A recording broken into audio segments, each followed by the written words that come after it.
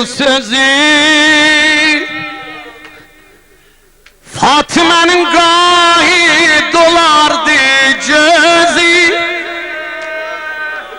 cümleler nesri solardı yüzü.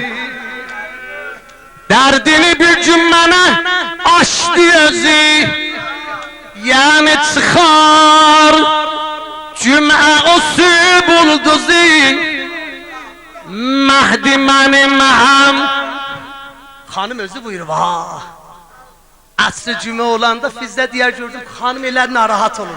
Hanım niye narahat olursan? Yani çıkar cümle o süb olduzu.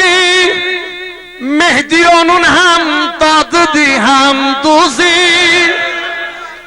Fatime'nin kan alanı zinde var.